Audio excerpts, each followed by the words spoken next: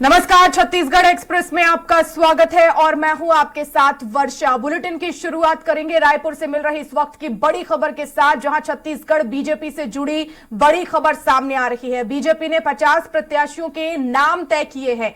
दिल्ली में हुई केंद्रीय चुनाव समिति की बैठक और कल ही दिल्ली में बैठक में नाम तय किए गए हैं। 50 प्रत्याशियों के नामों की लिस्ट जारी होगी जल्द ही।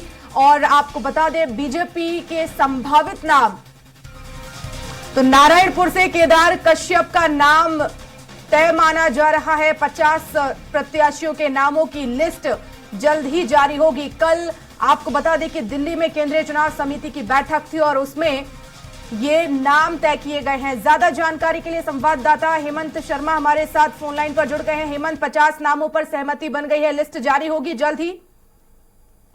देखिए, कल दिल्ली में केंद्रीय चुनाव समिति की बैठक हुई, जिसमें प्रधानमंत्री नरेंद्र मोदी और केंद्रीय गृह मंत्री अमित शाह के अलावा छत्तीसगढ़ के जो नेता हैं वो मौजूद थे। और 50 उम्मीदवारों का नाम फिलहाल बीजेपी ने तय कर लिया है। 21 प्रत्याशियों की लिस्ट पहले ही जारी हो चुकी है और इन 50 नामों में कई नए और पुराने चेहरों को शामिल किया गया है। इस हालांकि जो दूसरी लिस्ट आएगी उसमें 30 से अधिक नाम ही होंगे और बाकी नामों को तीसरी या चौथी लिस्ट में जारी किया जाएगा।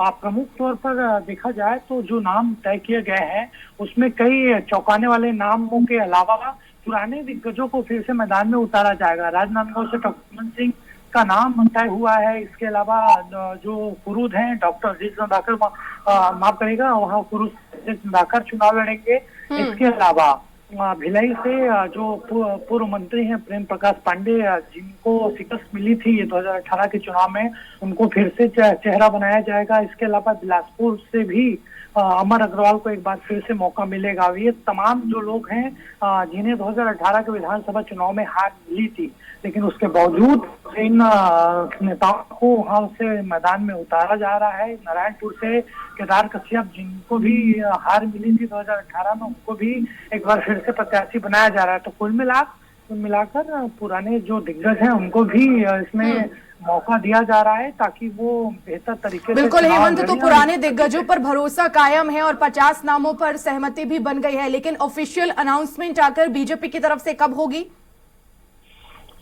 देखिए, सभी को बेसब्री से इंतजार है बीजेपी की दूसरी लिस्ट का और काफी लेट उसमें हुआ है। लेकिन कल जिस तरीके से केंद्रीय चुनाव समिति की बैठक हुई है, अब ये जो लिस्ट है वो कभी भी आ सकती है और संभावना जताई जा रही है कि देर रात तक या कल सुबह तक बीजेपी अपनी दूसरी लिस्ट जारी कर देगी।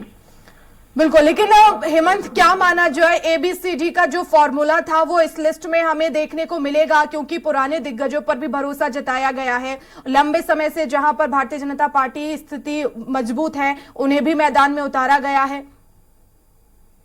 देखिए, निश्चित तौर पर फार्मूला पहली जब बैठक हुई थी छत्तीसगढ़ बीजेपी के वहां पर और छत्तीसगढ़ को लेकर, उसमें फार्मूला जो तय किया गया था उस फार्मूले के तहत ही टिकट वितरण हो रहा है। जो फार्मूला तय किया गया था उसके मुताबिक इस जो दूसरी लिस्ट आएगी उसमें वो सीटें होगी जहां पर बीजेपी को लगातार हार मिल ही रही है।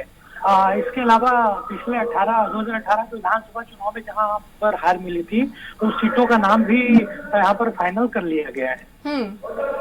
बिल्कुल, लेकिन हेमंत, क्या माना जाए, ये जो 50 प्रत्याशियों के नाम तय हुए हैं, लगभग ये सेफ सीट है भारतीय जनता पार्टी के लिए?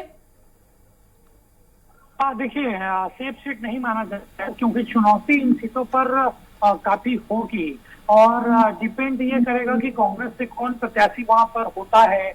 क्योंकि जिन दिग्गजों को उतारा जा रहा है उनमें से ज्यादातर लोग 2018 के विधानसभा चुनाव में हारे थे। जैसे उदाहरण के तौर पर केदार कश्यप हैं, प्रेम प्रकाश पांडे हैं, अमर अग्रवाल हैं, ये तमाम लोगों को शिकस्त मिली थी और फिर से इन्हें होकर मौका मिल रहा है, तो जितना नेताओं के लिए आसान नहीं होगा। बिल्कुल, और ये भी हो सकता है कि कम मार्जिन से जो है यहाँ पर हारे हैं और यही वजह है कि एक बार फिर से इन्हीं दिग्गजों को जो है मौका दिया जा रहा है। देखिए, निश्चित तौर पर प्रेम प्रकाश पांडे जो भिलाई से उम्मीदवार बनाए जा सकते हैं, वो महज 2500 वोट से 2018 का विधानसभा चुनाव हारे थे और इसी स्थिति को वहां पर देखा गया कल जब केंद्रीय चुनाव समिति की बैठक हुई तो 50 जो उम्मीदवार तय हुए हैं उनकी पूरी तरीके से समीक्षा की गई। हर विधानसभा को देखा गया कि किस तरीके से वहां पर स्थिति है, उस नेता का बैकग्राउंड क्या है, और तभी ये नाम फाइनल किया गया है।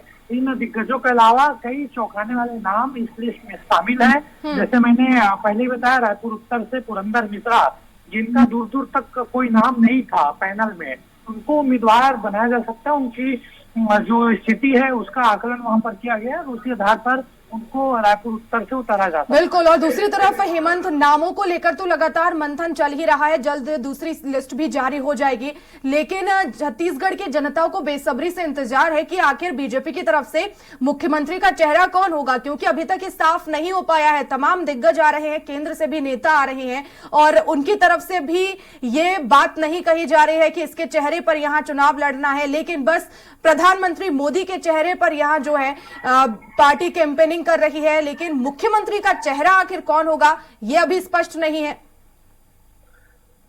देखिए, छत्तीसगढ़ में 3 बार बीजेपी सरकार में रही है और 15 साल तक डॉक्टर रमन सिंह चेहरा बीजेपी के लिए रहे हैं, लेकिन जिस तरीके से हार मिली 2018 के विधानसभा चुनाव में, उसके बाद अब नेतृत्व की कमी है छत्तीसगढ़ बीजेपी में और इसीलिए पूरी तरीके से सामूहिक नेतृत्व पर ही चुनाव लड़ा जा रहा है। और बीजेपी का हर कोई, चाहे वो बड़ा नेता हो या छोटा नेता हो, वही कहता नजर आ रहा है कि इस बार सामूहिक नेतृत्व से ही चुनाव लड़ा जाएगा और जिस जीत के बाद जिसको मुख्यमंत्री बनाया जाए, क्योंकि बीजेपी में जो चीज डिक्लेयर हो गई, जो डिसीजन हो जाता है, उसके विरोध में कोई जाता नहीं है। विधायक दल तय करेगा इसे मुख्यमंत्री बनाया जाए। फिलहाल स्थिति यही दिख रही कि चेहरा कोई नहीं होगा और सामूहिक नेतृत्व के आधार पर बीजेपी चुनाव यहाँ पर लड़ेगी। चलिए, बहुत शुक्रिया हेमंत तमाम जानकारी के लिए।